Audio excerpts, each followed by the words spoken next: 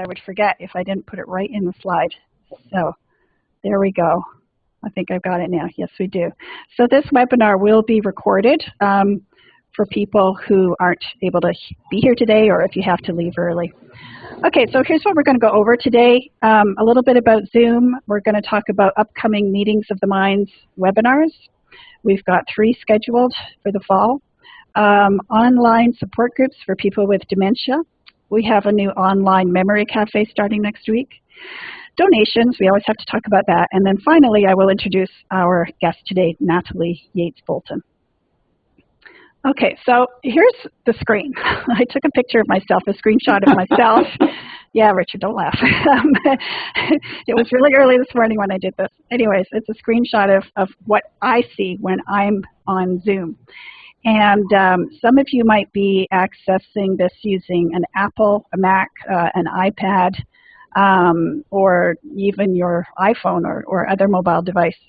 But in any case, this is what I see. I'm using a PC-compatible laptop. And so this is probably what most of you are seeing. And if you take your mouse and you hover it over the bottom of the screen, then you will get this little bar that comes up at the bottom. It kind of pops up, and then when you're not hovering over it, it goes away again. So this is your control bar. And right off the top, I'm going to ask you, you see this big screen share button? Please do not ever click on that. Ever, ever, ever. I really appreciate it if you didn't, because that will share whatever is on your screen. And if you have embarrassing photos up or things you'd rather people don't see, then everybody will see it. Everyone is here. So we're going to leave that just for the presenters to use, okay? If you do accidentally click on it, then there is a way to stop sharing. It's a big red button. It says stop share, and you click on that, and then you go back to normal. Over on the left, there's an audio buttons and your camcorder, and this is where I said if you need to shut off your camcorder, here's the little button right there, and you just click on that. It kind of looks like a camera, and you just click on it, and that will shut off your camcorder so that you're not visible to other people. If you need to mute your microphone, just click on this little button there. And reasons you might want to mute your microphone is if your dog's barking, if you need to adjust your microphone or something, that makes a lot of noise that other people can hear. And yeah, somebody's dog is barking right now. So there's a great example. Oh, okay. So when your dog's barking or you're moving your microphone, your headset around or adjusting your screen, everybody can hear that.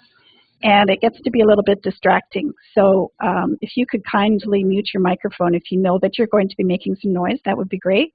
Otherwise, you might find me muting you because I can hear you making noise and I'll be shutting you off. So if it keeps shutting off, you can't figure out why. That's because it's me.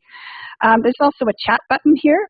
And that's how I think we're going to end up communicating with each other. Everybody on this webinar, you can communicate with everyone else using this chat feature, which is much like our other AnyMeeting software that we used to use. The only other thing to show you here, and this is only available on the PCs, up here in this corner, if you have an iPad or you're using a Mac, you might not see this. But there's a couple of buttons, and one of them is to switch between gallery view and screen view. Gallery view shows everybody who's online, the first 25 of them up in little pictures. And it's kind of neat. Gives you the feeling that you're in a meeting with other people that you can actually see. And if you switch between that, you'll see either me in large and a little strip of people at the top, and or you can switch to the gallery view, which shows you everybody. That you might find that switching automatically as well as our speaker speaks. I'll probably be highlighting her so that she's the main person on the screen. Okay, so enough about Zoom. Hopefully hopefully you'll be able to find your way around that okay. Future A Meeting of the Minds webinars. The next one is quite a ways away, October 29th. By the way, I'm trying to keep all of our webinars on a Tuesday because that seems to be a day that works for everybody for some reason. Anyways, our next speaker is Nicole Batch, and she is the co-author of last year's World Alzheimer Report from ADI. And she undertook a study on stigma and the effects of stigma on people with dementia. So that's what she's going to be talking about. November's webinar, we still have to come up with a date, but it's going to be people living with the symptoms of dementia and who have authored books. So that should be a very interesting talk.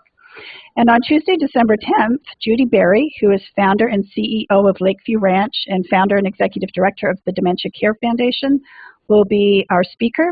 She is really at the forefront of reducing drugs in care for dementia. And you can always find a calendar of events on the homepage at the www.minds-meeting.com website.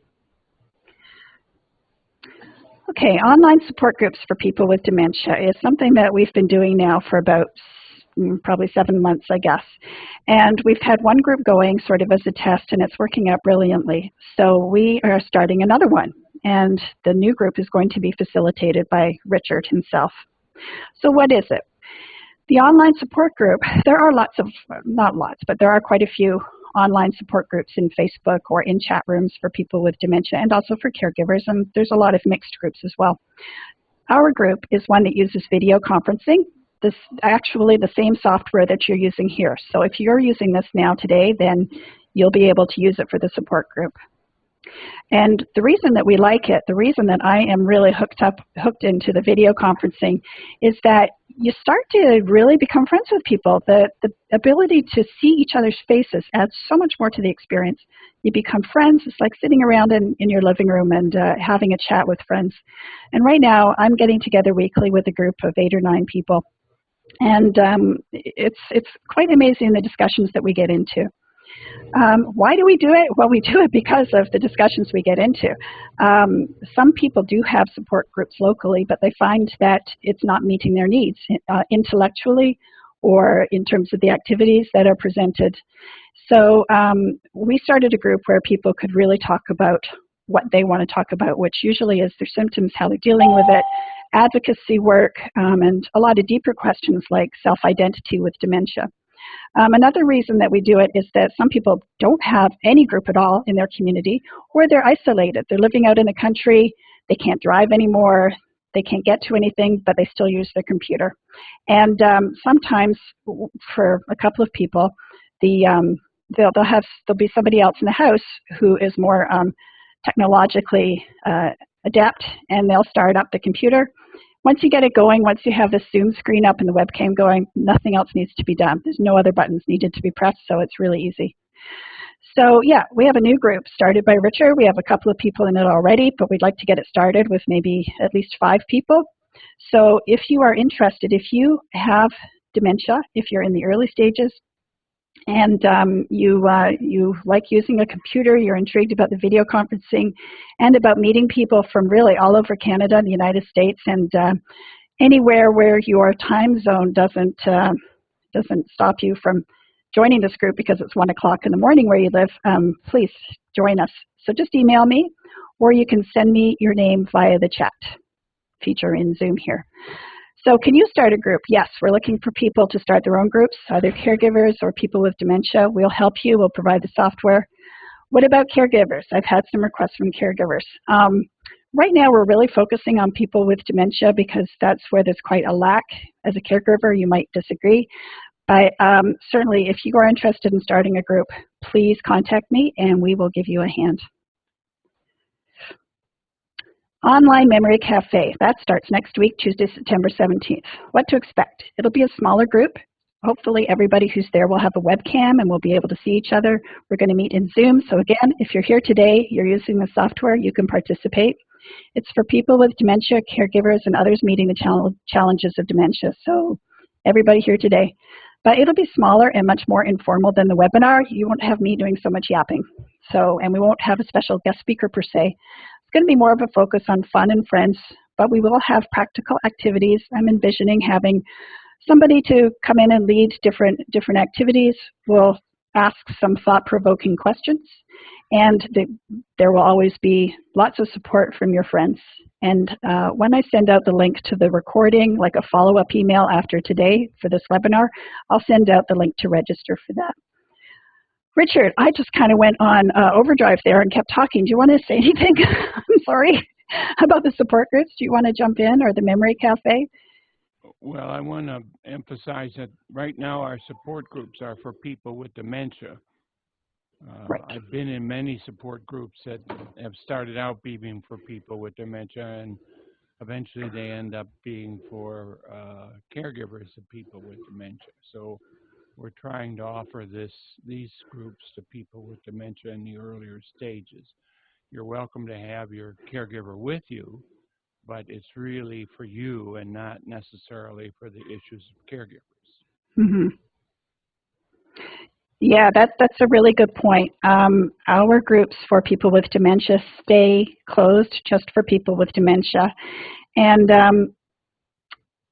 yeah, it's yeah, Richard, sorry, you just need to turn up your microphone a little bit or something. You're Okay. you're a little lower, or everybody else, you can turn your speakers up. That could work too, but then I'll probably deafen you.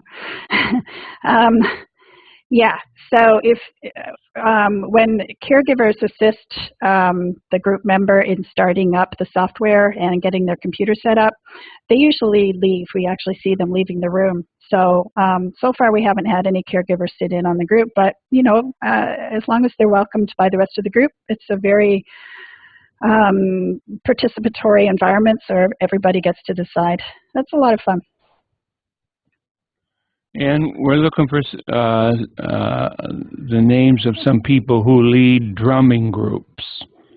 We're considering doing that at one of the memory cafes. So if you participated in a drum group, why, if you could give Laura or I a buzz through email, why we would be appreciative of an email address.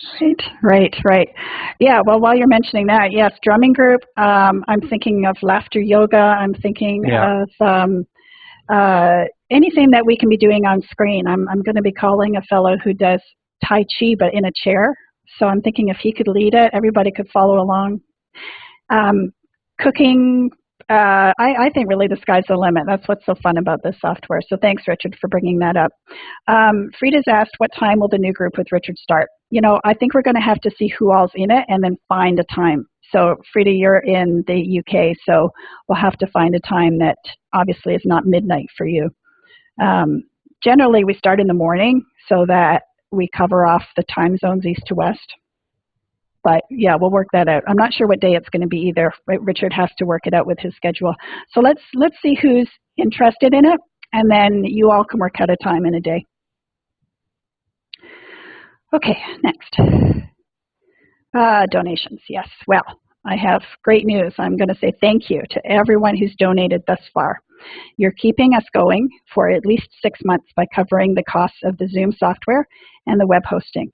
And even $1 helps. If everybody who is here today contributed just $1, then that covers off our computing costs for the month, at least so far, unless Zoom raises their rates.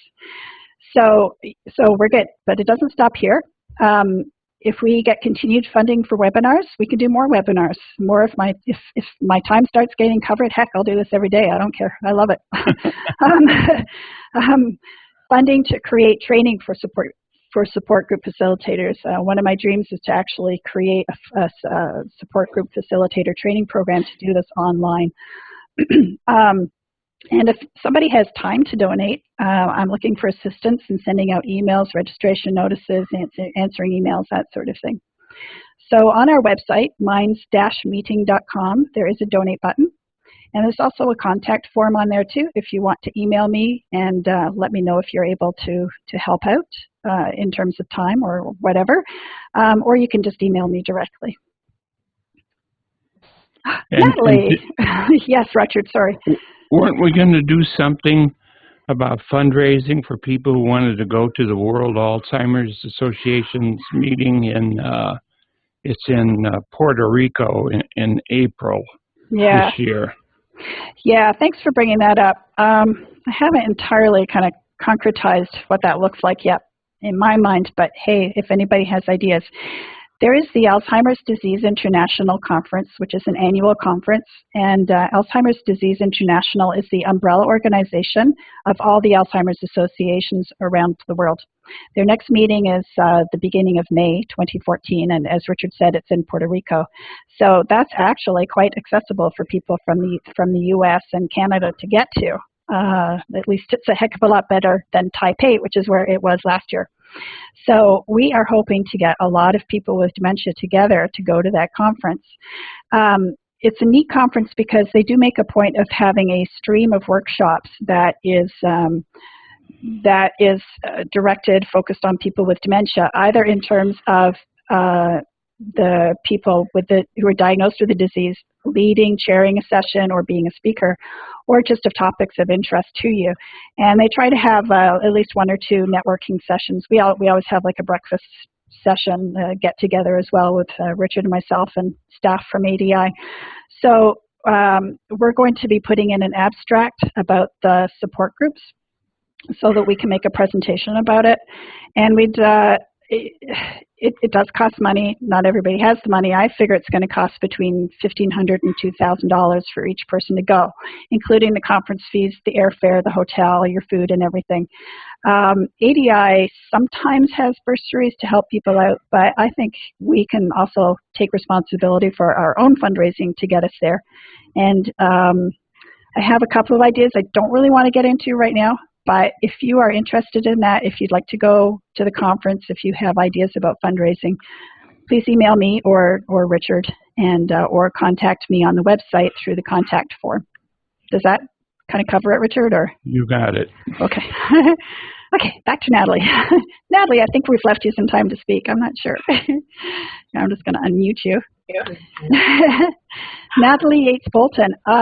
She's co-chair of the International Dementia Design Network and the Dementia Design Group at the University of Salford. I'm not going to say a whole lot more than that because what Natalie is she's a connector. She is a person who puts other people together with other people. She's like Match.com, but for people working in the dementia field. And she and I met a couple of weeks ago online and just to practice, and she told me about just some of the projects that she's working on. And I am astounded at what she's able to do. And Natalie, I'm going to let you tell everybody how you do that and why you do that and where this is all coming from.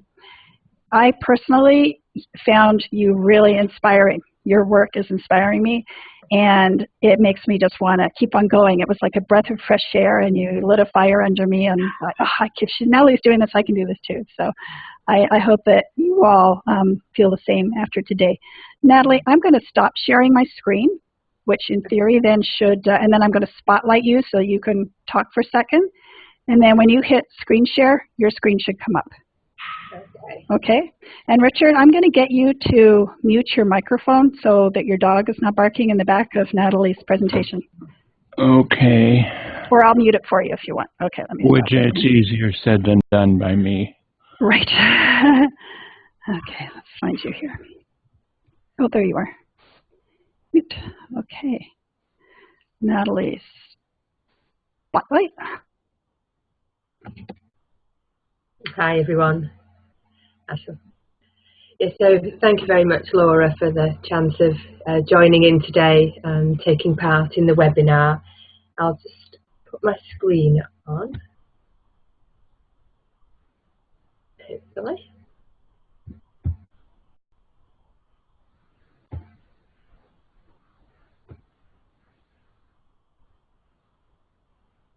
Is that, I don't know if it's come up. Your screen is being shared. Oh, there we go. I can see it now. Yep. Ah, yeah, that's there, isn't it? Okay. Yeah, so thanks, Laura, for that introduction. And for me, connecting people is really the heart of the work that I've been doing. And this is the first aspect of my work as a nurse and a lecturer in nursing, that the world has suddenly felt like a really small place, and in a good way. I've worked on different projects before, but I've never had this feeling of being able to connect so meaningfully with people in my local community and as part of the global community. And I think what you and Richard have set up here is really reaching across local and global communities. So it's been really interesting to join in a meeting of the minds. I think for me, it's really important about making a difference, the experience of people living with dementia, and in a way I'm really pleased to come and talk today to get feedback. So the way I'm going to do my presentation is to go through the slides. There's only about 9 of them, and then we'll go back to the beginning to give everybody else who's part of this meeting today time to share their ideas so that I can learn and we can all learn from each other. So I'll go through the 9 slides and then go back to the beginning. So I'm just trying to get to the next slide here, Laura.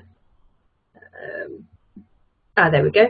So who am I and where am I? So at the moment I'm sat in the north of England, and the university that I work at, who are very supportive of the work that I do, are based in Salford, the University of Salford. And so you can just see there the distance between the north of England and the south of England, London being in the south. So although it looks like Salford, the belly button of England, it's actually the north of England because that top bit is Scotland. And I've put the picture there of the Florence Nightingale Foundation. Oops. I think I've got somebody else's screen on there, Laura. That's Lynn Jackson's screens. Come on. Oh, and now it's just me. I'll just whip back to my if everybody could not play with the buttons. I know screen share is inconveniently right next to the chat button, but try not to click on that screen share button. Okay, yeah, sorry, Natalie. Yeah, so Florence Nightingale, I've put Florence Nightingale in there because I am a nurse. Up until starting my PhD a few years ago, I still managed to work on the wards at the weekends. And I guess, as most UK nurses and maybe nurses internationally, I've been inspired by Florence Nightingale and her work throughout my career. And one of the ways that I've been inspired is the way that Florence Nightingale paid attention to the environment that people were living in and the environment that people were cared for in like the late 1800s and the difference that made to their well-being. And through my work, I've got really interested in the impact that the environment can have on the well-being of people who have dementia. So I'll talk about that in a moment.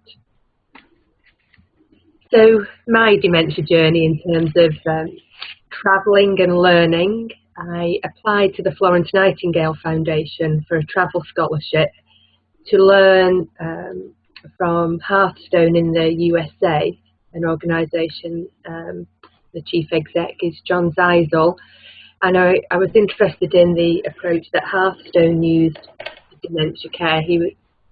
John Zeisel and his organisation are particularly interested in non-pharmacological, so non-drug care for people who have dementia, the use of the environment, the use of meaningful relationships. And when I heard about his work, I was really keen to go and see it in practice. So the Florence Nightingale Foundation thought it was a good idea, and my boss at work thought it was a good idea, and he let me have a month off work to go travelling around the USA. So this was in 2011, so I flew to Boston, very excited and quite nervous once I got there. I felt like a stranger in a strange land, and I think that was a really good way to learn about dementia and what it might be like living with dementia, that nothing felt familiar but kind of a little bit familiar, and it was just I think it's a really good way for me to be sensitive to the experience of what it might be like living with dementia. So Hearthstone had 3 assisted living centres in Boston, at Brockton, Woburn and Marlborough, and I had the privilege of working in all 3 of those assisted living centres. I then flew over to Cleveland to work with Michael Schreiner, who's the research person for Hearthstone, to see how he was generating research evidence to inform the care that's given at Hearthstone. And then I went to New York and worked in the 3 assisted living centres that Hearthstone have there. And each place that I worked at, I had a massive lump in my throat and tears in my eyes each time it came to leave each assisted living centre that I'd worked in, because I'd felt so cared for and supported myself by the staff and by the residents who were living at the assisted living centres. So it was a very emotional journey for me, and it had a powerful effect on my heart and mind. And it's really fueled my work for the last 2 years. So it's called Hearthstone, the organisation.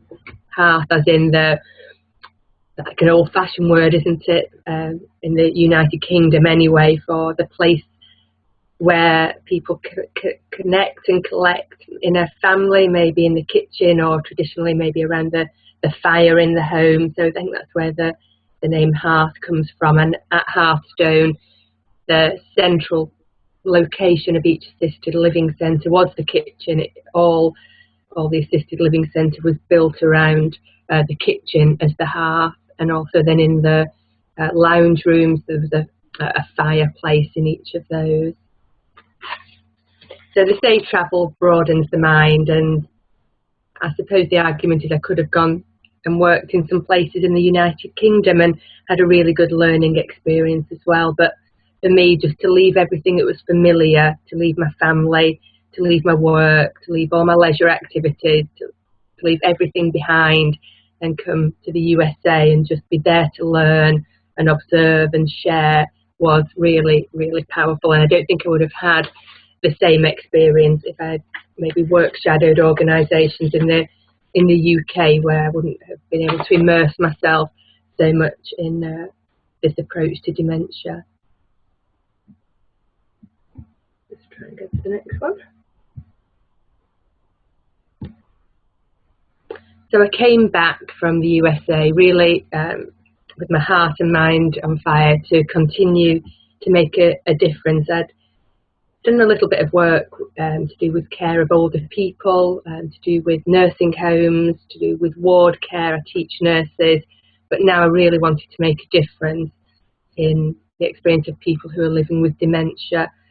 And in a way, I really do want to learn from people who have dementia and other people who work with people who have dementia, because I'm not an expert. I'm just somebody with a passion and who's really keen to make a difference. So I got back to my desk, just me sat at my desk wondering how I could make a difference.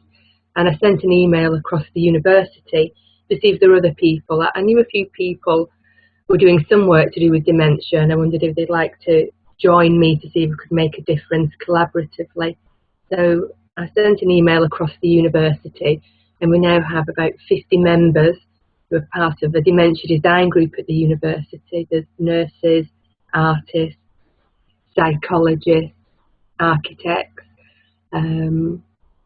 professors, students, and then we've built out into our local community now, and we have care organisations, we have the museum, we have the city council.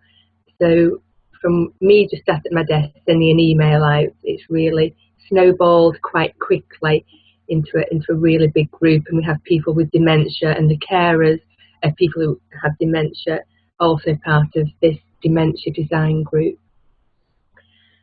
Then I wondered about connecting more than just across my university and more than just into my local community, and we've linked with the Dementia Action Alliance, which is a United Kingdom organisation to bring people together across the country, and I'll talk about that in a little while.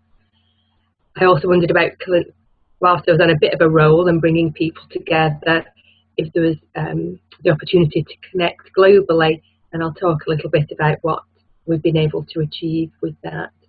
And then we've looked for some funding to connect universities across Europe to make a difference. So I think in 2 years, I'm just coming back with a passion. That passion's now translated into making a difference. There's no passion on its own is not enough. It needs to really be about making a difference. When we first got together at the university, we wanted a logo so that any work we do, we could have a visual identity. And this picture here on the screen is our logo that our resident artist designed for us. So that's just like the middle bit of the logo. It's a piece of perspex that's bent in the middle, and that's supposed to represent the brain, thinking of the two halves of the brain with a little dint in the middle where the two parts of the brain are side by side. The holes represent maybe parts of the brain, cells in the brain that aren't working as they should, but we wanted to have a positive view that appreciated the life and the experience of people living with dementia. So it's shot against the sky, not a completely blue sky, a sky with clouds in, to show that there are some, potential difficulties and challenges, but hopefully our logo is overall a positive one that appreciates the value of the person living with dementia. Oops. So some of the things that we've done through the Dementia Design Group. We held an event about a month ago called Making Your Home and Garden Dementia Friendly. We funded this with some of the profit that we'd made from a conference last September. We were really keen that we reinvested the money that we'd made as a university back into our local community. And we held this event not at the university because they can be quite daunting places.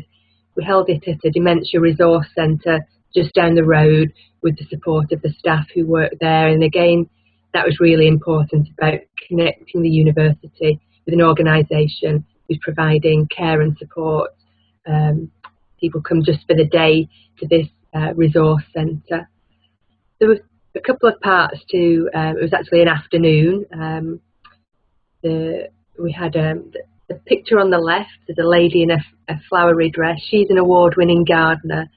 In the United Kingdom, we have an old organisation called the Royal Horticultural Society. I think that sounds very British. And the lady there was an award-winning gardener from the Royal Horticultural Society. And she came and gave a talk about the therapeutic effects of gardens, gardening, plants, choice of different colours of plants, resources that people can use to help plan their own gardens and maintain their own gardens. So it was really, really wonderful to have, she's called Joan Mulvina, presenting. And then the man in the picture on the left of that picture, he was one of the people who came to the event. It was mainly for people with dementia and their families and carers. But we did have a few practitioners who work with people who have dementia.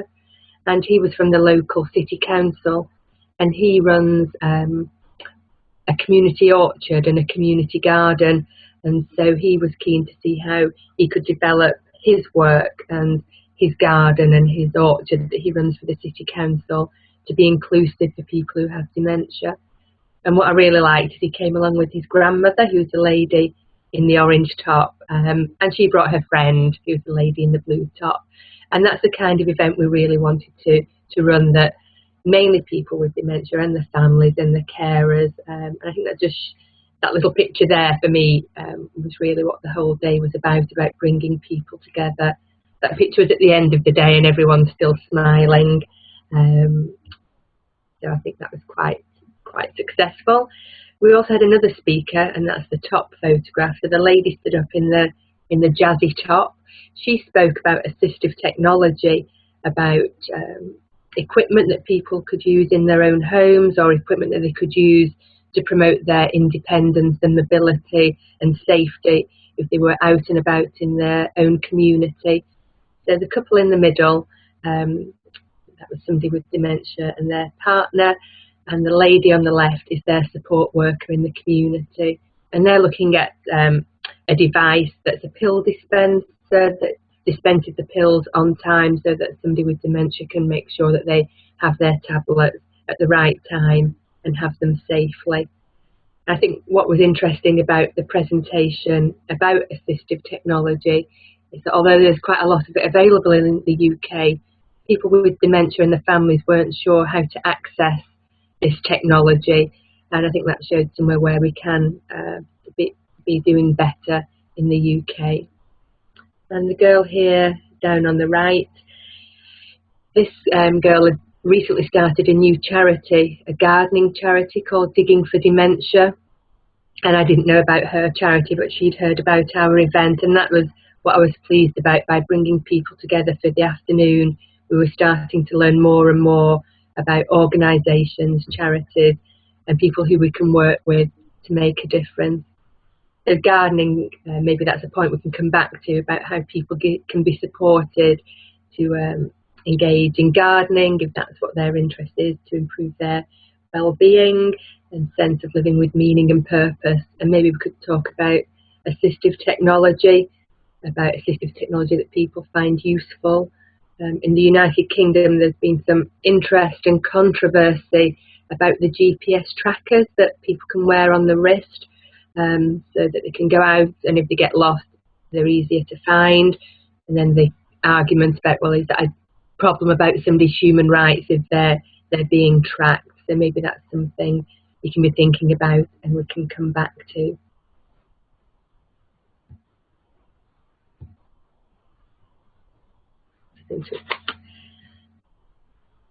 So this next slide, in the United Kingdom, there's an organisation called the Dementia Action Alliance, which I'll try and log on. I'll go with I'll go with the Salford. We have a local branch that's about to launch next month. And this is our page. It's the Alzheimer's Society in the United Kingdom are supporting the Dementia Action Alliance. And this is our local branch.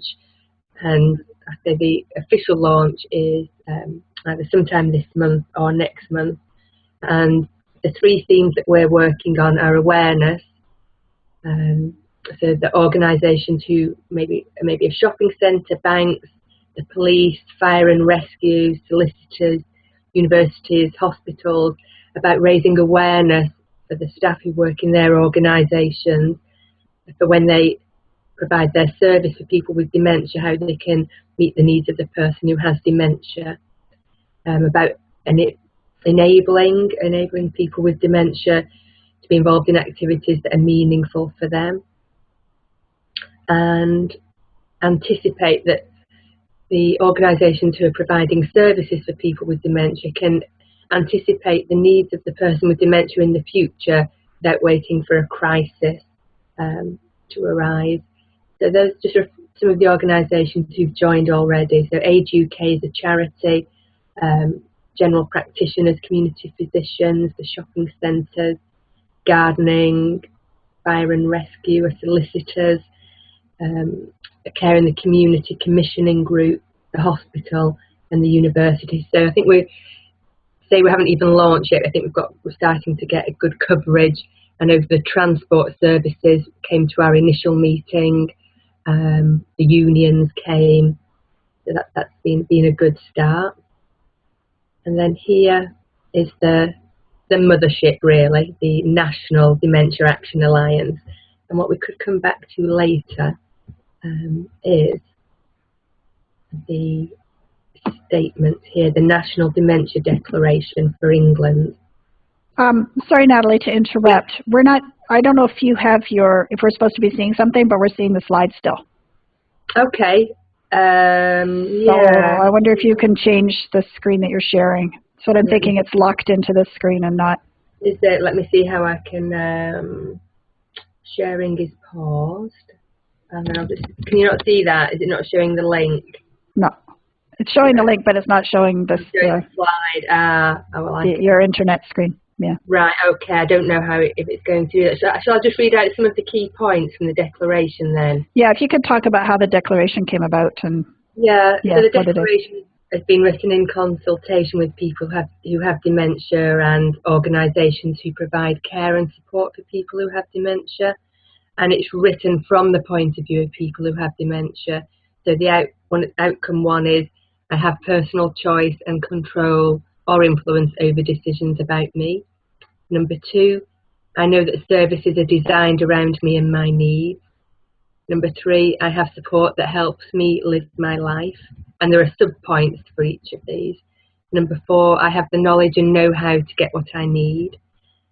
Number five, I live in an enabling and supportive environment where I feel valued and understood. Number six, I have a sense of belonging and of being a valued part of family, community and civic life. And number seven, I know there's research going on which delivers a better life for me now and hope for the future. So I really like the fact that that's written from the point of view of people who have dementia and not from the point of view of people providing the services or education or research. So again, maybe we can come back and talk about those points. So that's connecting locally, what we've done with our local community, and connecting nationally. I also looked at connecting across Europe. I had a group, and we've done a programme on human rights-based care, and I wondered if some colleagues from that would be interested in carrying on our work from this small group on human rights. And we applied for funding to the European Union, and we've just been successful in that. And there are 6 universities who will be getting together over the next 3 years and developing a programme with people who have dementia and their carers, so that staff across Europe benefit from the expertise across Europe. And we're going to also link with organisations in the USA, and it can be, we can have worldwide partners. It doesn't have to just be limited to the European Union. So I'm hoping Laura and Richard might agree to a meeting of the minds, being a group that are associated with this programme. So there's 2 universities in the UK, one in Ireland, one in Austria, one in Holland, and one in Finland. And then we can roll this programme out across Europe and wider than Europe. So we're really excited to get this programme, and everybody's committed to involving people with dementia and their carers in designing the whole programme. The university program, it's called Positive About Dementia, and it's a master's programme. Okay. It's taught at any university across Europe, and then, you know, so we can look at rolling it out globally, not just across Europe. And then I feel like I'm trying to take over the world. We've decided that we'd see what happened if we opened up a network for connecting. And as I said at the beginning, I've been very much inspired by Florence Nightingale and her work, and how she thought the environment had an important part to play in people's well-being. So I'd gone all the way to America to meet John Zeisel and his organisation, but I'd never actually been down the road, maybe a third of a mile, to meet with my own colleagues in the School of the Built Environment, who were architects. So I went back to meet with them, and we put together this International Dementia Design Network. And again, I guess this link isn't going to open up, but I'll just try it. But yeah. People think the slides later. Is that showing? No, in fact, we're still seeing your Dementia Action Alliance slide for some reason. Oh, are you? Oh, right. Let me have a look. Right. It's paused. Bring your shared. Maybe I'm on a different. Maybe if you stop sharing and start again. Yeah. Let's go stop share. And then start again.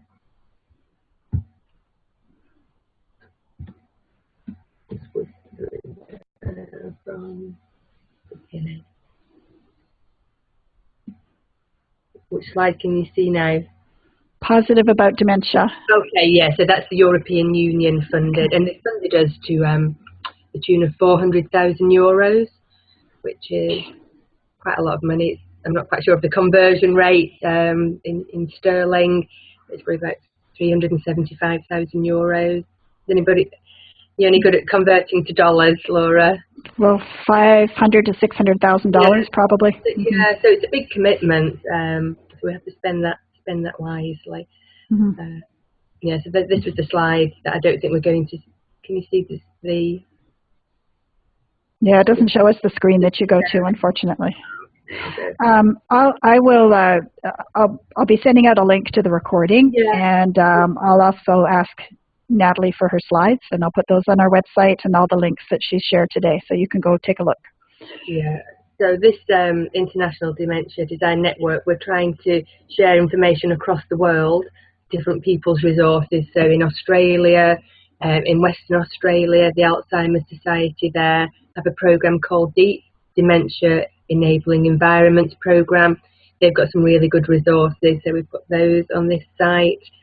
So if anybody has information they want to share, we've got a news strand, so any information anywhere in the world about dementia programs, networks, we can put it on there. Different organisations become partners, so we're hoping that a meeting of the minds is going to be a partner, and that's just growing steadily. Natalie, I wonder if you stop sharing and then when you start again, instead of selecting the slides, you select your website to show, because it sounds like you have so much on there. It would be great to see it. How would I do that? So stop sharing. Yep. And then if I go... Start share screen again, and then it'll ask you which screen you want to share, and just share your web browser instead. All right. Is that on there now? Does it show it? Yeah. I put the... Yeah. Does that show the network? Can you see that now? Yes. Yeah, so this lady here, that's our local Member of Parliament who's supporting our work. So this is just some of the news items. There was a whole range of things, like a flooring conference, that they were really interested in how flooring of large organisations can be supportive for people who have dementia, so that it's not shiny and not distracting by patterns. So one of our members went to speak there. This next one down is the Stirling University, the University of Stirling, their Dementia Services Development Centre. News there about the EU programme. That link is to the Western Australia resources. So these are our partner organisations here who we're starting to bring together. So a whole range of property advisors, architect firms, research networks. So that's growing. We have information and resources. So I'll probably put these slides on there.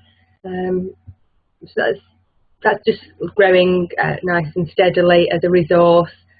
Free for people to use. There's no membership fees. People can access all of those resources. So I'll go back to the other slide. So just before we go back.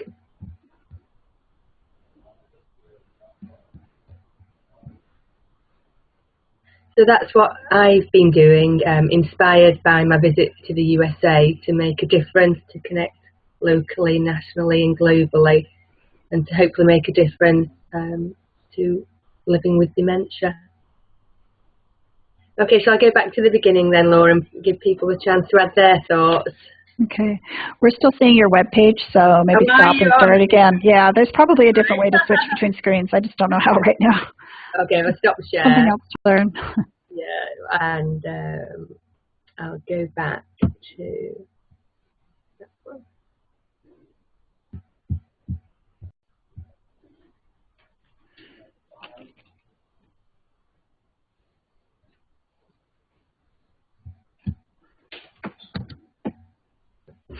Okay, I think Natalie's going to invite questions in just a minute. Yes. I think that perhaps the best way to do this is to use the group chat, and that you access by hovering your mouse over the chat button, which is down at the bottom of the screen. Try not to click on the share screen button, but if you click on chat, it brings up a pop-up box, and there's a bar there for you to, the cursor will be flashing in the bar where you can type in your message. You can send it to everyone or just to one person, such as myself, or to Natalie, or to Richard. And then we can answer questions. So Natalie, how do you want to do this? Do you want to go through each slide? I don't know if I can see the chat so much, but if I maybe just start off with some questions, and then if you want to sort it out after, from there, if you can see the chat, Laura. Yeah. So in the 2 years I've really been involved with dementia, there seems to be a real surge in interest in people wanting to make a difference to living with dementia. I just wondered if other people felt that there was this same momentum in making a difference. And then if people do feel there is that big momentum, how can we keep it going so it doesn't just be a trend and something that fades away? So I suppose that's two questions. Do other people feel that there's a surge in interest and momentum of people wanting to make a difference? And then how can we make sure it isn't just like a trend and that the interest fades, that it keeps going?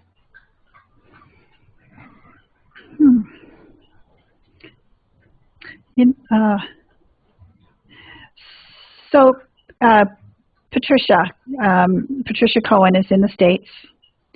And she says, one of the missing links, I think, is how we can learn more about what everyone is doing out there. There is a lot happening, but it seems to happen in isolation. That's a great point.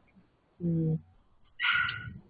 Yeah, I'd agree with that. And hopefully, I think that's what we're trying to do with the network, with the International Dementia Design Network, although it's mainly focusing on design, is if people doing work in Australia and America and Finland, people need to be able to share the resources, and the organisations we've linked with so far are really happy to share their resources. Mm-hmm.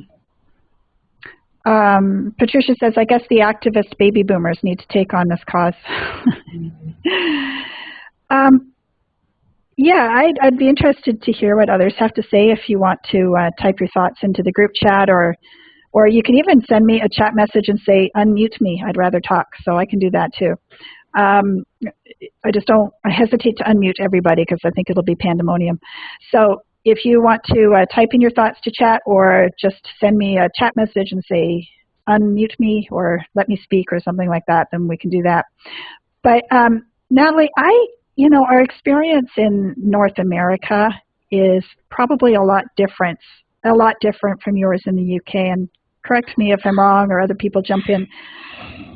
Our focus here is so much on fundraising for a cure, and not so much on community-based assistance and making each community livable for people with dementia. Mm. I don't think we have the focus so much. I think it's starting, but I don't think we have the focus yet on that. And your government has taken such a lead.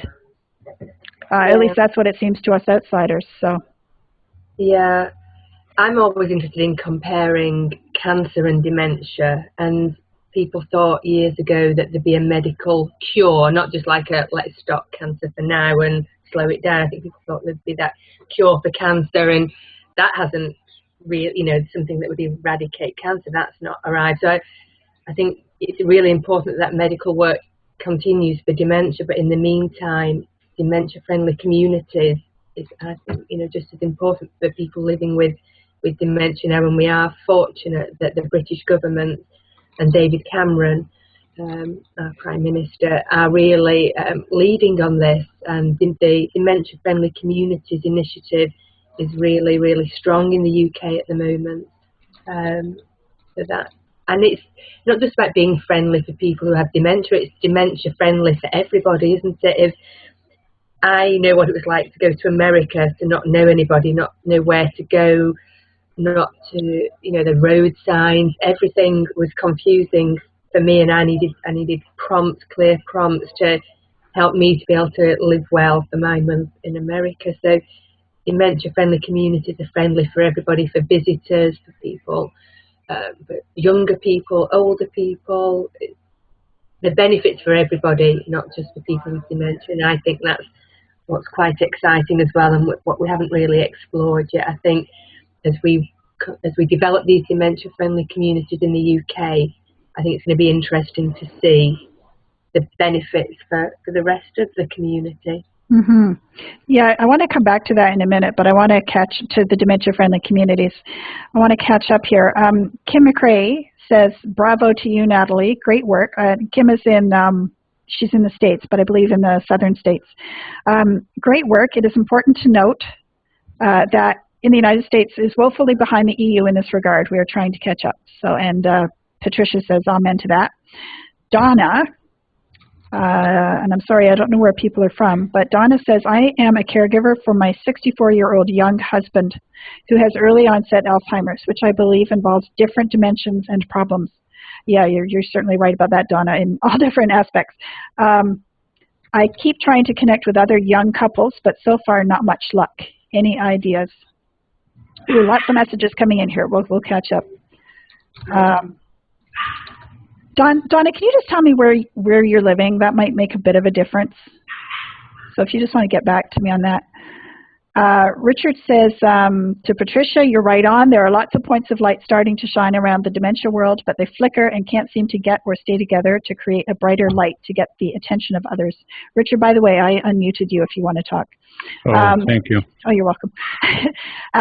Kim says, yes, Laura, I agree with you. It's not the we that are on this call that are focusing on the cure. It's the national organizations, government that are not yet on board. It's right. It really, and Natalie, what difference has it made in the UK to have the government kind of kickstart or at least give a stamp of approval or take a leadership position in what's going on there? Yeah, I think it makes a big difference. We have the support of our local member of parliament, the lady. I don't know if you saw her on the pictures when I showed the website. It does make a big difference because the funding organisations who might typically be involved in funding medical research are now interested in funding non-medical research and non-medical development, because they're thinking, well, if the government think that dementia-friendly communities are important, they're starting to think that that's important as well. So that it just, we see it in the media, that David Cameron says this, that and the other about dementia, and I think for me, sometimes the media can be very negative about dementia, use negative terms, and because the government is saying, let's make a positive difference, I think in the media we're starting to see a change, and I think that's really important as well. I just think I talk to my children who are teenagers about dementia all the time. I think I'm obsessed. But then they start to see that again, in newspapers, in the news programmes. So it's important that we convert the next generation as well, to start converting the teenagers. And it's what they see in the newspapers, what they see on the news. And if they see the government talking in positive ways about dementia, I think that's a way to start spreading the message to the next generation. Mm-hmm.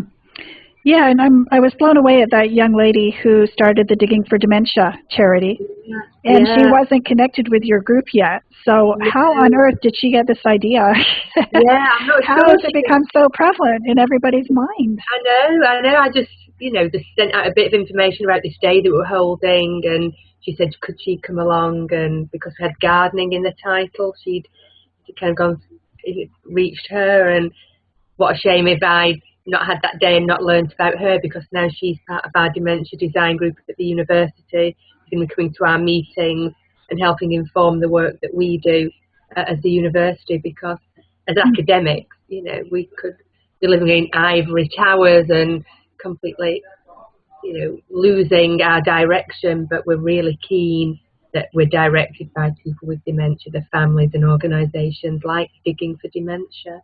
Mm-hmm. I'm going to get back to all the chat messages that have come through in a second, but I wanted to say, just to reflect on what you just said.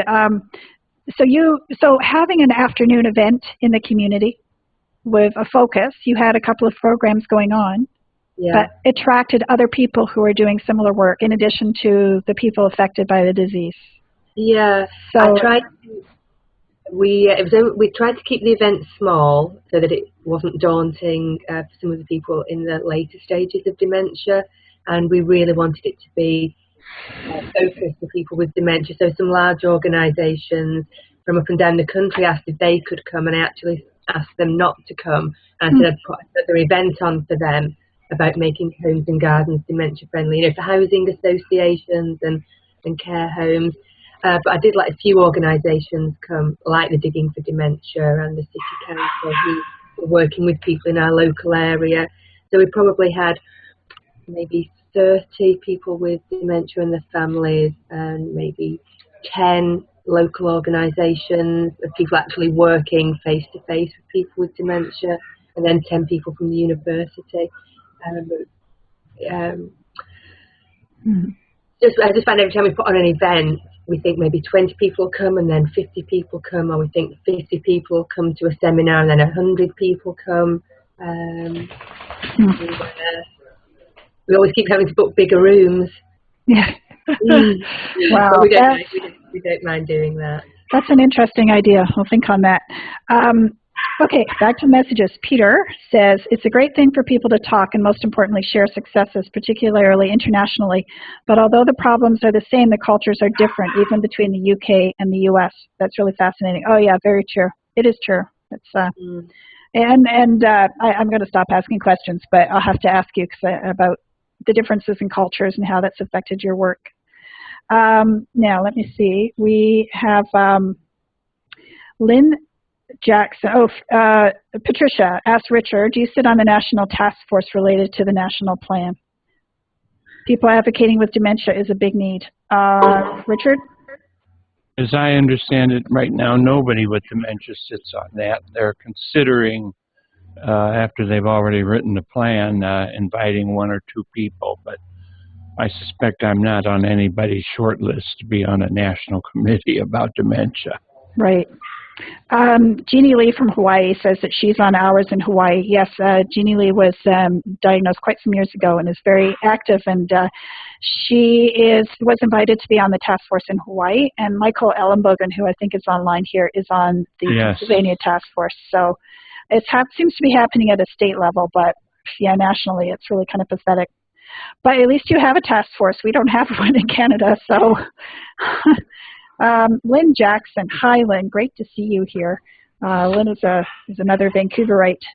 I think that there is momentum now. When we started with dementia advocacy with DASNY, Dementia Advocacy and Support Network International in 1999-2000, we saw little momentum. There is so much more speed happening now. That's a good thing. It's true. There is much more happening, and people like Lynn started it all. So thank you. Yes. And Richard said that he started out hoping to change the world, then in my country, now in my community, one person at a time. So you're focusing in more locally, Richard, do you think, as you go on? Or?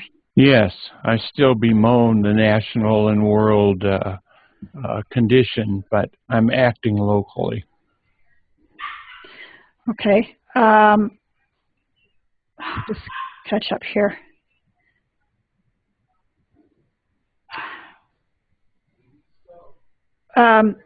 Yeah, Michael, if you you know what, I'm going to try and get through some of these messages. Michael is online here, and he would talk a little bit about the Pennsylvania state plan, but let's do that in a few minutes after we answer some more of these questions, okay?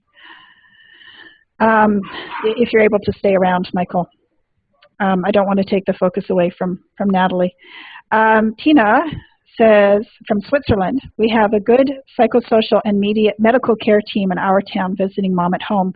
But when I get a chance to talk to these folks about dementia care designed by people with dementia, they are just stunned. For now, I just keep talking. Yeah, you know, I hope that you all get a chance to visit the National Dementia Action Alliance webpage, and I will post that link on our website. And read the declaration. Yes. Which, if I'm not mistaken, Natalie, that was actually created by people with dementia and others, but... Yeah, people with dementia were involved in putting that together. Yeah. So, yeah, it's very inspirational, and I think that it has served to focus much of what the UK is doing. And that's why they're so focused on dementia. I find it useful when I'm teaching, because my real job is teaching student nurses, and so I use that to teach them, so that they're the very first thing they hear about dementia in the university. Part of their nursing program is to think about it from the point of view of the person with dementia and not from their point of view as a nurse. Right. Such a helpful document. Oh, well, Patricia, that's interesting. Let's see what Natalie says. That Patricia wonders if the UK has focused so much more on community services for so long that they're way ahead. And in the US and Canada, I would add, long-term care has been nursing home based, and we are still trying to turn that around. So because you think care might be more community based in the UK, so there's more of a community responsibility for taking care of people, of your neighbors. I don't know about that. But that was one of my questions. How has the culture affected community care?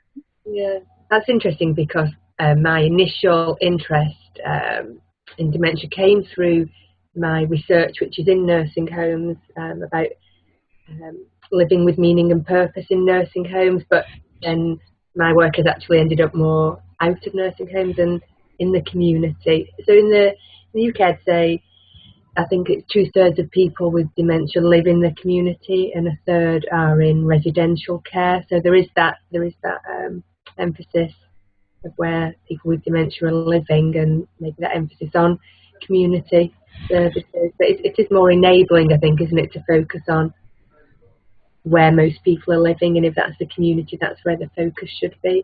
So for me, although my initial interest was nursing homes, there's no point me keeping my interest there, because that isn't where, as my work's evolved into dementia, my whole focus has had to shift from where my PhD started. Mm-hmm. Mm-hmm. Correct me if I'm wrong, but I think in the UK there's also some focus on involving the local nursing homes into the community and integrating them more into the community. Would that be? Yeah, I'm not sure about that. They do still seem to be quite isolated, I think, from the local community. I think what I saw at Hearthstone when I came out to the USA, there was quite a lot of engagement there, like intergenerational engagement. Mm-hmm. So I think the USA has a lot to teach the UK. I think we all have a lot to teach each other. Which is why you're doing what you're doing. Yes, yeah. That's right. Yeah. I think the actions of Norms McNamara in Southern England is an example for us all of how to organize your local communities to be dementia friendly, and be proud of that fact and promote it. And that's a model that should catch on around the world, I think. Mm-hmm. Karen says that there's great work going on in Leeds around dementia-friendly communities. I don't know if you're familiar with that. It seems to be spreading. Yeah, it is. Like Leeds is maybe 40 miles away from where I am. Just skipping a jump, really. Yeah. So there are lots of progress is being made in communities. Frida, thank you. Yeah, I saw that Donna actually logged off, and I want to get back to her. So I hope that that I'm going to email her afterwards and put her in touch with you about support for younger onset. John, welcome. I'm glad that you made it. John Sandblum from the States. He says, I get frustrated when I think about how quiet the attention on dementia is on all but a broad scale, not just in our dementia communities where it is always central, but then this month during Alzheimer's Awareness Month, there's always a lot of attention, and then it seems to kind of disappear from the global attention again. Right. How do we get the continual attention to get enough people to put pressure on, whoops, lost the message, to get enough people to put pressure, oh, there we go, on the government to fully fund research and resources for those diagnosed? It has become very frustrating to me after being diagnosed since 2007 and advocating at the state and federal level for years now. Nothing significant has changed at the federal level. It's like moving something that won't budge. That pretty much sums up the experience here.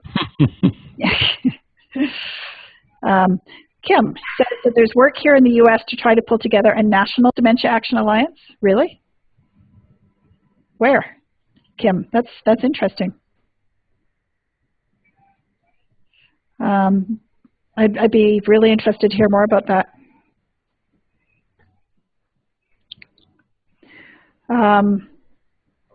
I think the growing awareness and actions of people with dementia is being undercut by the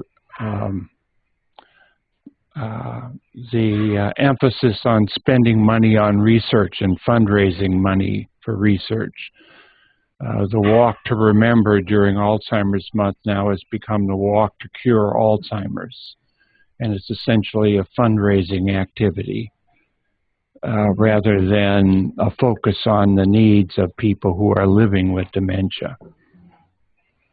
And so it's actually undercutting our actions rather than supporting them. It's an awareness of Alzheimer's that scares people into the fact that everyone who has Alzheimer's is going to die, together with everyone else in the world without Alzheimer's.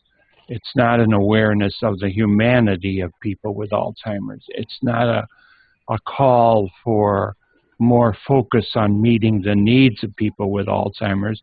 It's a call for really meeting the needs of people who don't all have Alzheimer's, to fund a pill so they'll never get Alzheimer's.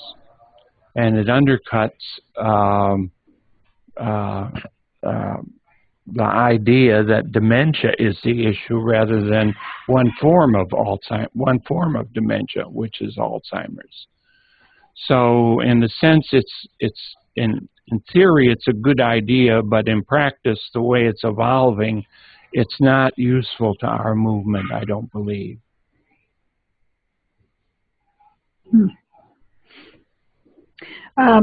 Karen says about the Dementia Action Alliances in the UK. She says that we are looking at changes that can be made immediately for rapid improvements in attitudes and environments. It does seem to be taking place rapidly. Are these concrete changes that will really have lasting impact, do you think? You know, I noticed, I think that there's stickers that businesses can get to put on the outside of their business to say that they're dementia friendly. And I think what they need to do is to be part of the local Dementia Action Alliance, and they have to do a training and train the staff. I think the training is in the form of reading a booklet. So do you see real change taking place as a result of those actions? Not to undermine what's being done, because it's way more than's being done here. I think it's terrific. But yeah, immediate, quick change. Is that lasting change?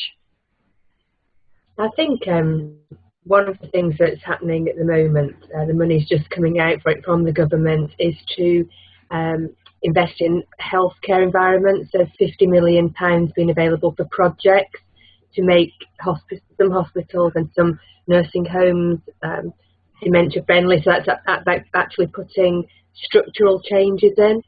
So in a still a recession, cash-strapped economy, the government has made a chunk of money available to make physical changes that are going to be evaluated. So I think, you know, there is money and physical changes happening, which it isn't just talk about it. There's some money being put in to make a difference and hopefully catalyse further change. Wow. Wow. Amy says that to Richard, I'm a team captain and a champion fundraiser, but you say my issue with it so well. Yeah, I think you're right, Richard. Jeannie Lee's reflecting on the, there's one hospital in the States that now has the dementia bracelets. They're bracelets with the purple dementia angel printed on it just to identify the person as having dementia, so that when hospital staff see the bracelet, I assume that they've been trained. I'm not quite sure. In any case, it's being adopted by other hospitals, and that's something that's taking place here.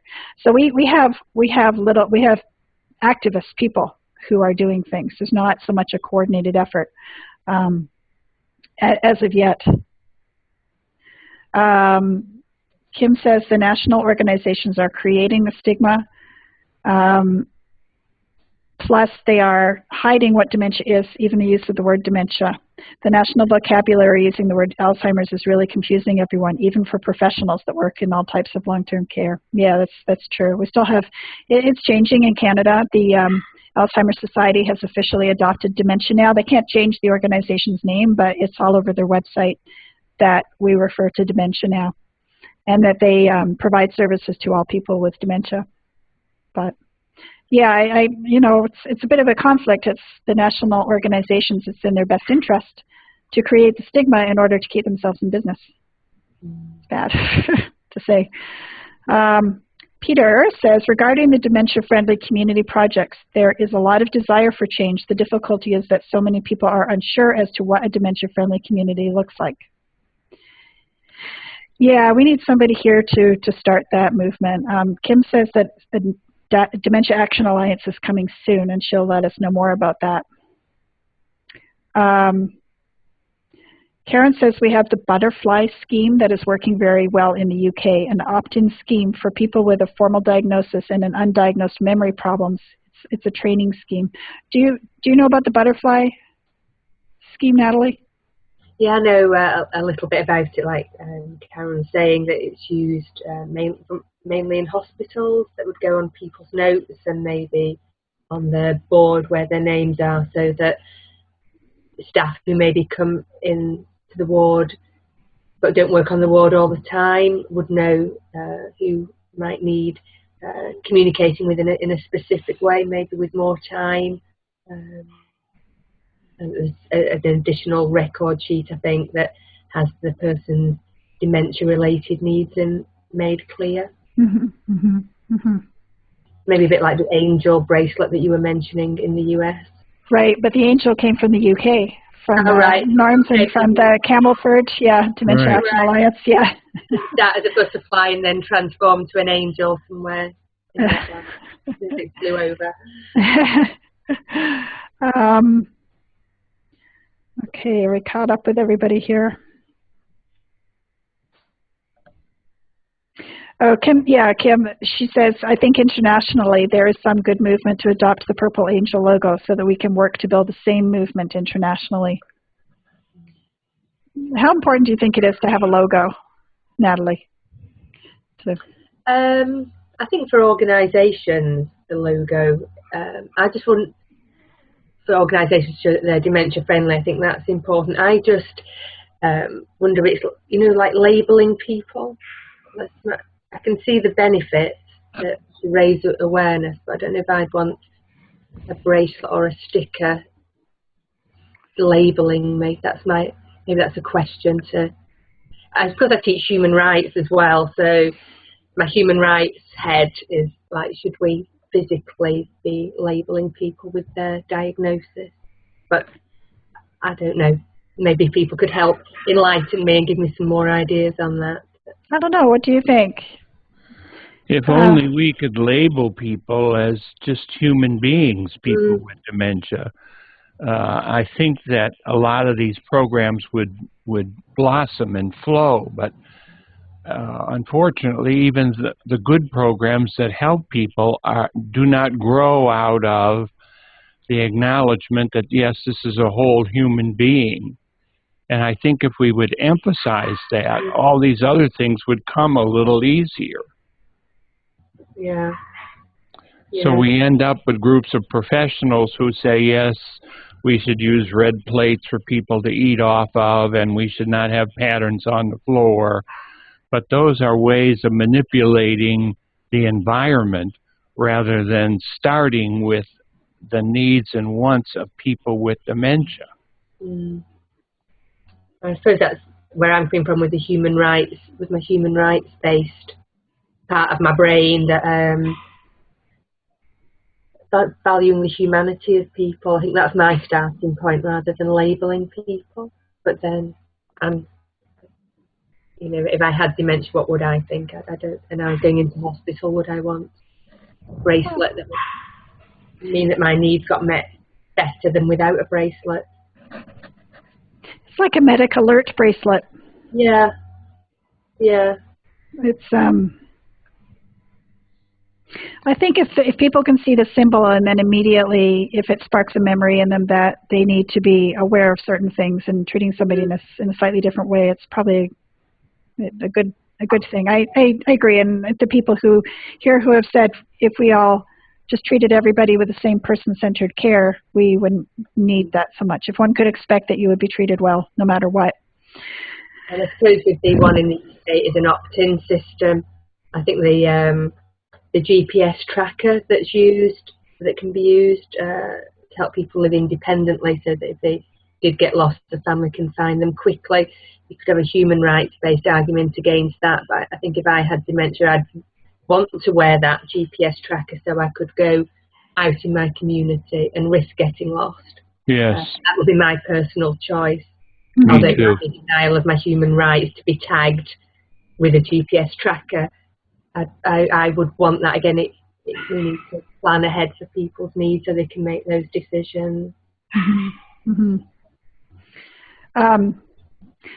I think it's just such a statement, Natalie, that in the UK they're worried about human rights and having a GPS tracker, and we're still figuring out how to do the I know everybody has a GPS tracker on their phone, but it's not. Yeah. Now, enlighten me. It's one of the Scandinavian countries. It might be Denmark, where people are not allowed. People with dementia have the right to leave their homes and wander and do whatever. You cannot keep a person in their home. I don't know what's the right way of saying that. Do you know what I'm talking about? Mm-hmm. Natalie, are you familiar with that? They have certain human rights that are taken into consideration. So you cannot restrict somebody. You can't. Oh, there's no locked facilities. You cannot have a facility. Right. No, like residential. Yeah. So. Yeah, and I suppose with my PhD that I'm writing up at the moment, sometimes care homes seem like the door is closed once you've gone in, and that you're not going to get out. So that it sounds like in Denmark, if that's where it is, that isn't a problem. People, once they're in a assisted or residential facility, can get out. Yeah, they have the right to, if they want to go and take a walk, go to the bus, whatever. So they have to, and what that's doing is forcing them to put the systems in place to accompany people to do what they want to do in the community. Mm-hmm. Yeah, that's interesting. Okay, my PhD. Yeah. Kim says that the bracelet being used in the hospital is good, but not for people who are out in the community. Yeah, absolutely, that would be. And Karen says any symbol must mean something and not be undervalued. Where any logo is displayed, it must be meaningful. And how do we ensure that it's meaningful? How do we ensure that it means something? Yeah, I guess that's one of my questions too. Is so a business has a purple sticker on its window. Who follows up? But to make sure that new staff are trained and what kind of support is thereafter.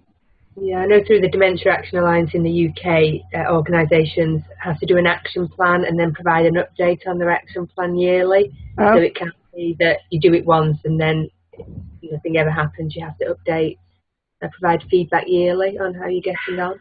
Right. And do people actually do that? Yeah, it's just coming up to the time now where you have to provide your feedback on how you got on your action plan. So yeah, you get your homework to do. You can't just leave it. You have to provide feedback on your action plan. Who polices that? The Dementia Action Alliance send out the emails, and then our action plan is on the website, and then the updates will go on the website as well. So it's all transparent. Anybody can see it. Mm-hmm. Publicly available information. Mm-hmm. Kim, maybe that's giving you inspiration. I don't know if you've taken a look, Kim, at their website, the National Dementia Action Alliance in England. John says, the perception that people with dementia are less than whole people just because of the nature of the disease is something so hard to overcome. It really shouldn't be any different than any other disease. Oh, okay, Michael. Than any other disease, but possibly all the mystery surrounding the brain helps to fuel the misconceptions and the fear of the dementia. We do need more and better language to describe things to do with dementia to better educate the general public. Yeah, to come up with a different language around it. Michael, I am going to just put Michael on here for a couple of minutes to talk about his work with the Pennsylvania Task Force. I know that we're way over our meeting time. Natalie, if you need to leave, I understand. We had a good number of people stick around and ask questions and learn more. So, okay. All right, Michael, I am going to unmute you, and I think you might be up on your camcorder. Yeah, I can hear you. Yep. First of all, let me just speak on NAPA, which is the National Alzheimer's Project Act, which was mentioned earlier. They are actually in the process of selecting one individual to be on NAPA. In fact, they should have given us already a name, but for one reason or another, as you may already be aware, government is very slow. So it's been delayed for one reason or another. But there is going to be one person who's going to represent the whole United States to be on that committee. And I would hope by the next meeting, which is next month, they will make that decision. As far as the Pennsylvania State Planning Committee, which I am on and represent, I have to tell you, one of the key factors that we've been using is the actual NAPA plan, which is very interesting. It seems that all the states, the first thing that they do is they want to see what the national plan entails before they start writing their own, I guess, process and procedures, besides looking at all the other different states. So I think it's very important that while NAPA may not be moving as fast as we would like to see it, a lot of places are actually utilizing the material they have implemented and have created. As far as our plan, we don't have to have anything until February. I can tell you it's going very slowly here. But at the same time, it's very frustrating because I've now been at many public session meetings, and out of all the meetings I've gone to, there's only been one person living with the disease who has actually come forward and spoke, which was really upsetting to me. We have 2 meetings left to go to as we travel around the state, and you know, I hope to see more people there, but that's probably the biggest frustration I've seen. It's mostly the caregivers who are coming to these meetings, and the walk away from most of the people is, well, what can we do for the caregivers? Which, you know, of course, by me being on the committee, I try to stand up for all the people living with the disease, but it is frustrating. So that's pretty much it in a nutshell, unless you have other questions. Okay, does anybody have any questions for Michael?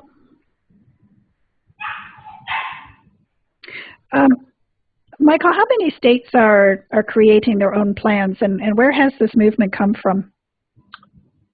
Well, there's actually now been there's roughly around 23 different states that have plans that they're either have put together or they're in the progress of putting together. The problem is, even some of the states who have put it together, they do not have the funding necessary to make these plans run. So that's part of the problem. It's pretty much like NAPA. NAPA's got all these great ideas, but they don't have the funding to drive it moving forward. In my particular case, my state committee, they've actually indicated up front that they would try to make that happen no matter what, and we would not be at a situation where we would not have the funding. We'll have to see where that actually goes, and hopefully that will be true. But as you know, they can't always find the money to do all these different things. Right. Frida is in the UK, and she asks, what is NAPA, please? If you could back up there for a sec. It's the National Alzheimer's Project Act. This was put together just a little bit over 2.5 years ago by President Obama. He created a task force here in the United States that is both a group of public officials and also people from government to work together to try to create a plan that is going to address Alzheimer's disease or dementia within the United States at a federal level. Okay, thank you. John says that in their community, they get a number of diagnosed people to all the town hall meetings that speak, so there isn't the same experience everywhere. So John, do you actually have, your state is creating a state plan as well, and you have people, you have town hall, oh, there we go. You have town hall meetings?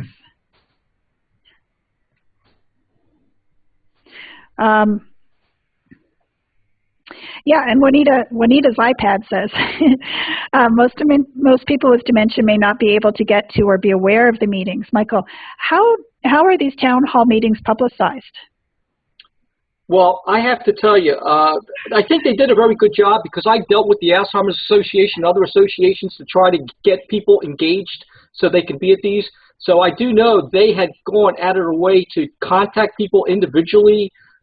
They've even made some attempts to drive people to some of these places because that was a problem and a factor.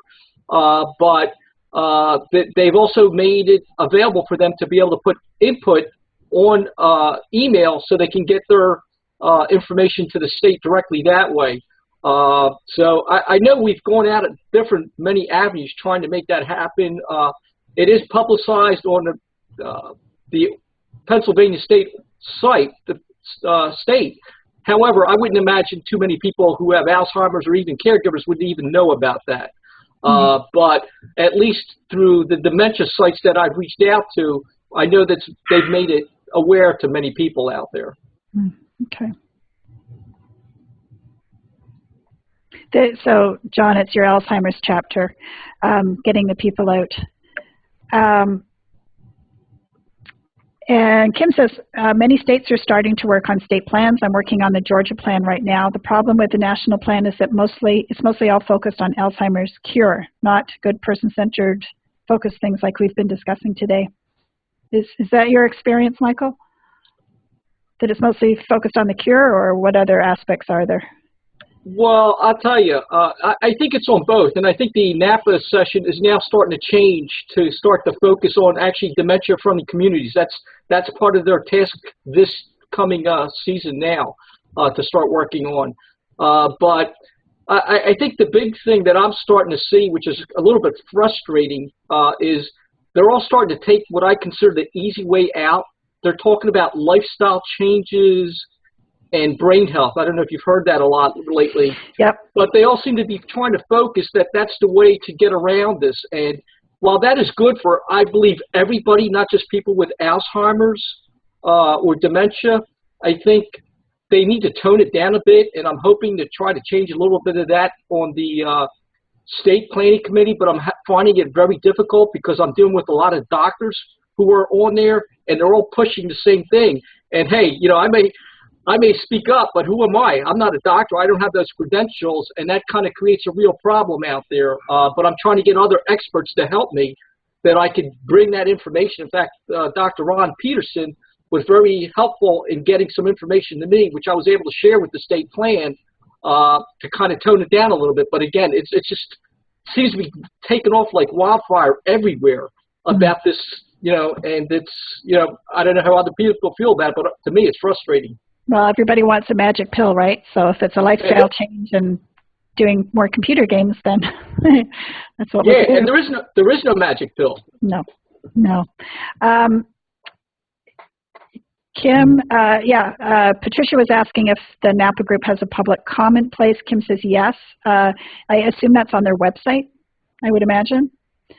So if somebody Googles NAPA, can they find that? Yeah. Yeah, the easiest way to do it is put NAPA and the plus sign and Alzheimer's, because otherwise it takes you to a different NAPA. Napa like wine. Napa, the Napa exactly. in California.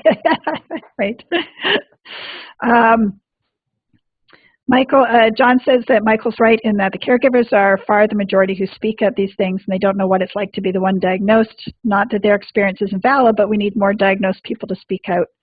It's a trajectory of the disease that so many aren't, I think. Many just can't. Yeah, that's probably true. I wanted to ask Natalie something while we're reflecting on, John, what you said that your Alzheimer's chapter is involved in getting people out to the town hall meetings. Michael, I don't know how much your state Alzheimer's Association is involved with your state plan, how much it has like how actively involved they are in getting people out to town halls, how much they're actively involved in putting together the plan. But Natalie, it struck me when you said that the Alzheimer's Society in the UK supports the local dementia action alliances. They have been designated as the support people. And I wanted to know how they support and how critical has the work and the backing of the Alzheimer's Society been to the success of the Action Alliance and to your whole national dementia strategy and everything?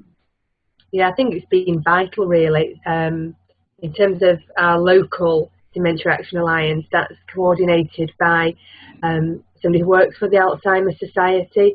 So our small new group has the backing of the whole National Alzheimer's Society. So their expertise, the communication network, it does make a big difference. And the Alzheimer's Society is very well respected. So it's a powerful force to be able to say, you know, that it's supported by the Alzheimer's Society. It does make a big difference. Everybody, to some extent, has to follow the money.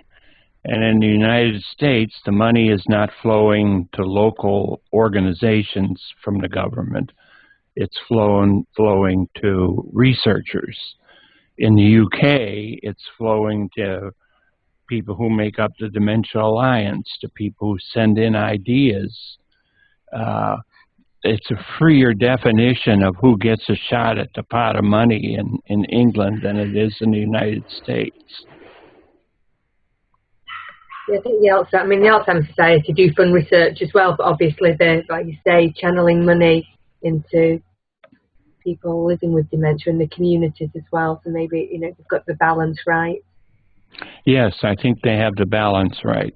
In most countries, the Alzheimer's Association is an unofficial fundraiser for people who are researching for a cure pill. And while they occasionally give lip service to people with dementia, and they do provide services once in a while to us, Natalie is right. It's not a proportion, it's a disproportional effort. Mm-hmm. It assumes that all the needs of people with dementia are being met now and are being fully funded. And so now we should start looking at the needs of people who don't have dementia. And that's for them to find a pill that's going to keep them from having dementia. But we got it back assward. We're trying to help that large group because it's a larger political subgroup in societies.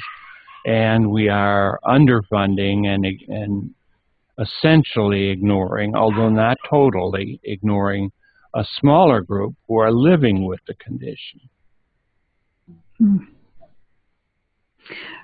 Peter says, I beg to differ. The balance is still heavily weighted to research. It can be more balanced here, too. Yes, I agree with that, Peter. Yeah, yeah. Natalie, Kim would like you and for you to bring David Cameron to the U.S. to get us going. I'll do my best. Yeah, can you ask him? Yeah. Oh, what are your thoughts on this G8 Dementia Summit that's taking place in December? Again, I think that's a good thing because it gets, you know, dementia in the news in a positive way. I think if David Cameron's the person who's going to be leading that, he always seems to talk about dementia in a positive way. And somebody with dementia who I work with closely, a lady called Anne Johnston, she goes down to the House of Commons and has met David Cameron a few times and has always remembered who she is. When she said, "Oh, hi, David, you might not remember who I am," he said, "Of course I remember who you are, Anne." And, you know, I just think that's pretty good. I'm quite impressed, really. Mm-hmm. He's no idea who I am, but, you know, more importantly, he knows who people like Anna, you know, she's a real activist who's living with dementia, and, you know, he must meet so many people. I think she was quite pleased that he'd remembered who she was. Right, right. Yeah.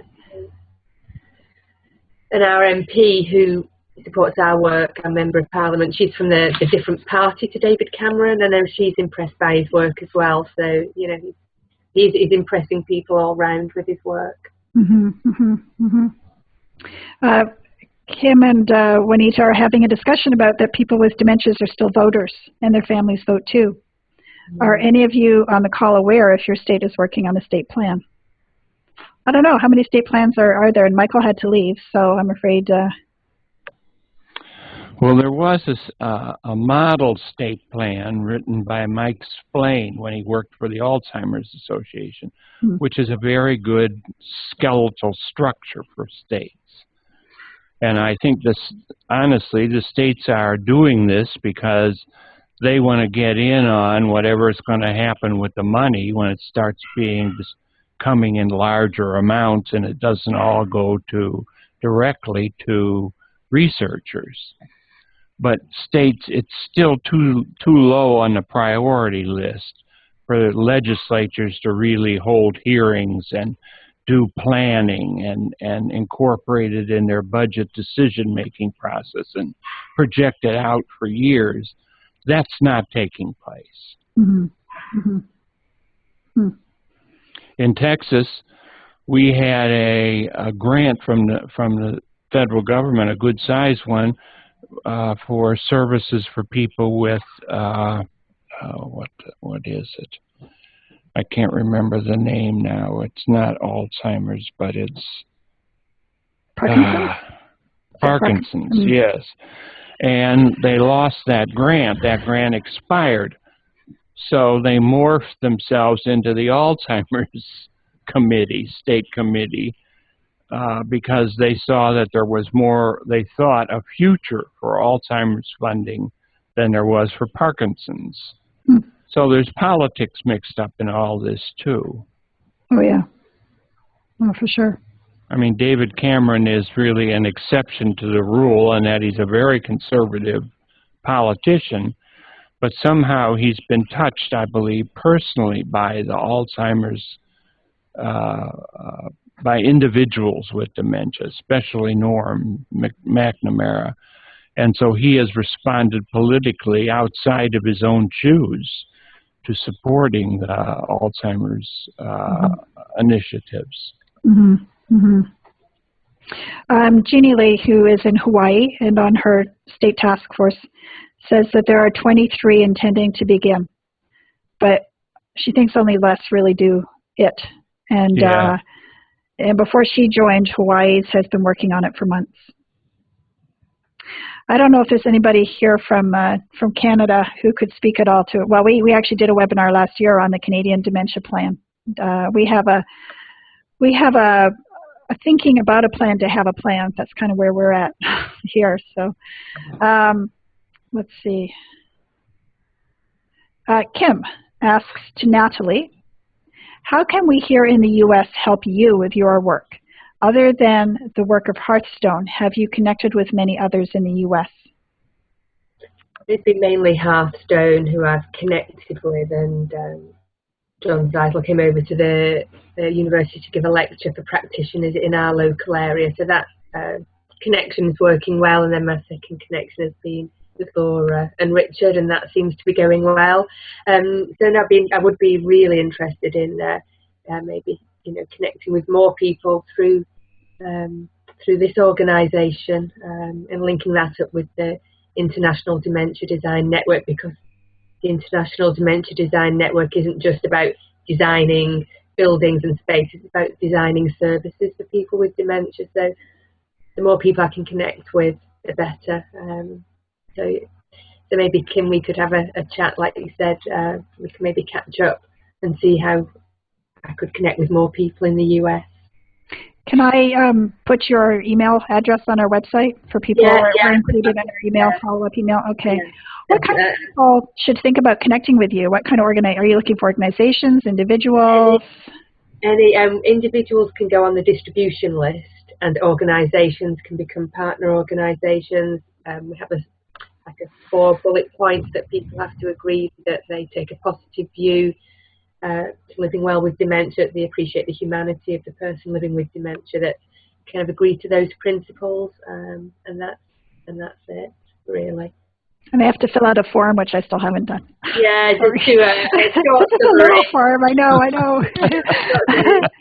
I've done the work and the contact, so that by having a contact, then people can connect without having to come through me. They can connect with other organisations directly through the website.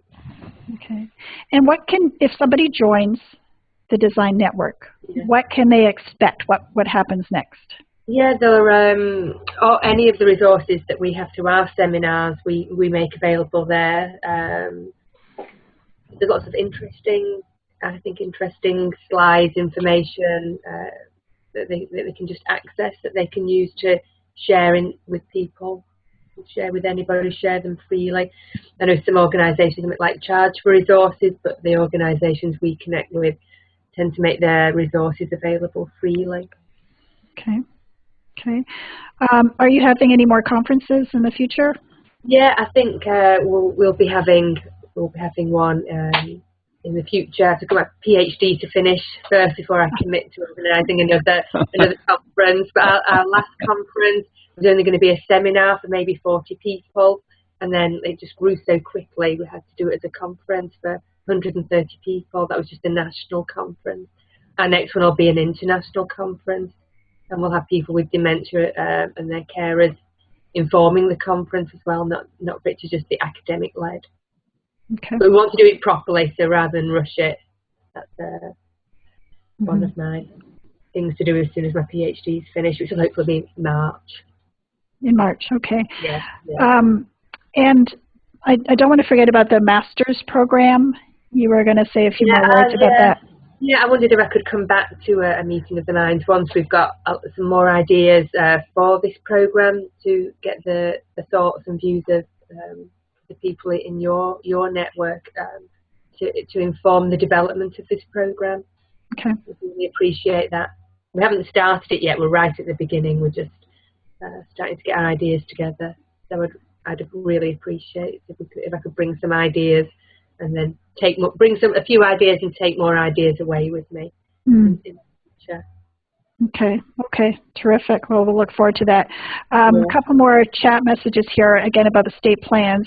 Amy Shives is an advocate in Washington State, and she says that Washington State is developing a state plan. We've had successful town hall meetings throughout the state. We hosted Kathy McMorris Rogers here in Spokane. I'm her ambassador. She has indicated she'll participate in hearings.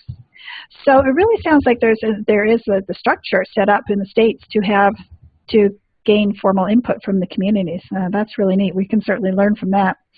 John, what state are you in? Are you Idaho or Iowa? Iowa, okay. He said that they've been successful here with state legislation because we have the third highest death rate in the U.S. for Alzheimer's, for dementia. My goodness. I like to think mostly because our legislature can be very progressive, but we have gotten a lot of bills passed that are in the best interest of those diagnosed, but still working on trying to get a bill passed to create a central point of responsibility in the state. It's very interesting. Lots of work going on. Okay, it's, oh my goodness, almost 12 o'clock here. Natalie, it's 8, getting on for you. I hope you've had dinner. Yes. No, okay. So I think we'll sign off now until October 29th. Just a reminder, if you are a person with dementia and you have enjoyed this experience today, please think about joining the support group. It's a much smaller group. It's up to 10 people. We ask that you do have a webcam that you're able to join so that we can have this face-to-face experience. And if you are interested, please send me an email. I'm going to put it again in the chat, and also look for it in the follow-up email that we will send out we'll send out with a link to today's recording and a link to the support group. Richard will be facilitating that. We do facilitate them just to kind of keep the discussion on task, make sure nobody takes over the whole meeting. But it's not the facilitator doesn't sit and talk and preach and teach or anything like that. It's all about you and your input and what you want to be talking about. And it really is genuine support. So I hope you take advantage of that. And also next week is the Memory Cafe. I wish that Donna was still here with her husband. I think that this Memory Cafe might be ideal for them to connect in an informal manner with other people who are living through the diagnosis. And I'll put a link to register for that as well in our follow-up email. Richard, any last thoughts before we sign off here? It's just amazing when people in the know get together and talk. It lifts my soul when I hear these kinds of conversations and I see these kinds of activities. And it's a shame that we don't do this more often, that we do it, we break into smaller interest groups and meet every couple of weeks to help each other with their own souls and to help each other better organize themselves, because that's what I think we need. Well, that's possible, Richard. We can do that. It would be great if other people can volunteer to lead the groups, but we have this technology here, and we can get people together in it anytime we want. John has said that he's in the support group. Well, if I can tell tales out of school, John, quite often members of the support group will Zoom each other, or they'll do a Google Hangout, quite separate from what we do. This software is so easy to use, and if you don't want to use this, there is the Google Hangout, which allows up to 10 people to get together on video, and you can just do it spontaneously. Quite separate from these webinars that always have a guest speaker and a specific topic. we could do just have an open forum for discussion like this. It's not a support group. It's not a memory cafe. It's just what is it you said, Richard? Great minds getting together and Yes. people with a common purpose. And it can be just two people. If you hear somebody on here that you thought made sense, ask them if you can have a face-to-face conversation with them rather than just exchanging emails. Yeah, I find these face-to-face conversations much more productive. In the chat box, I've put in the URL for Zoom. Zoom is the software we're using. We pay for our monthly subscription because it allows me to give a sign-in to 5 to 4 other people. And also because we can have an unlimited meeting, but they do have free access for people, and you can have free unlimited meetings of one-on-one, or you can have up to 25 people, on, but there's a time limit of 40 minutes, so that's the free. Ours is unlimited, so that's why we pay for it. So yeah, like Richard says, I mean, you can use it anytime, and zoom.us is the link.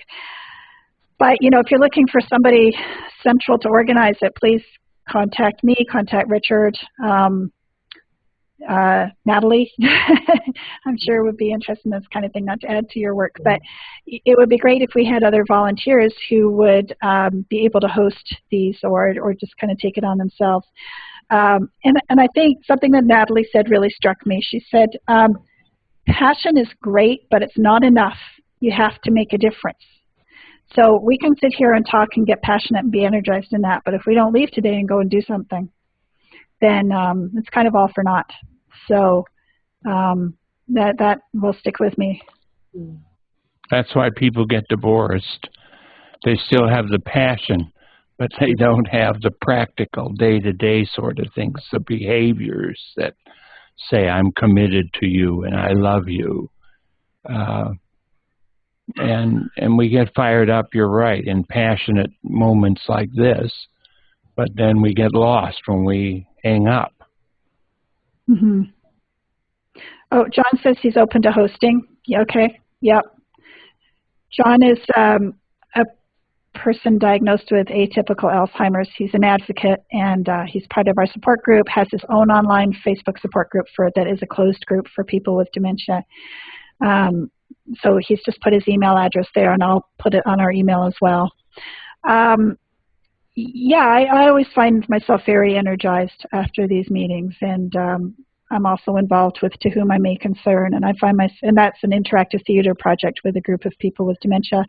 It's run by Maureen Matthews, and I always find myself energized after those meetings as well, and after watching the video. So I think talking is great. Let's connect more. Yes. An open forum, yeah.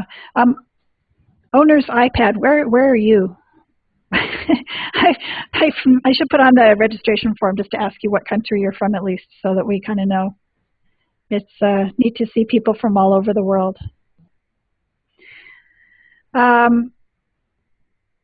Okay. Anyways, Natalie, thank you so much. Yes, thank you, Natalie. For today. Thank you so much. That's really great. And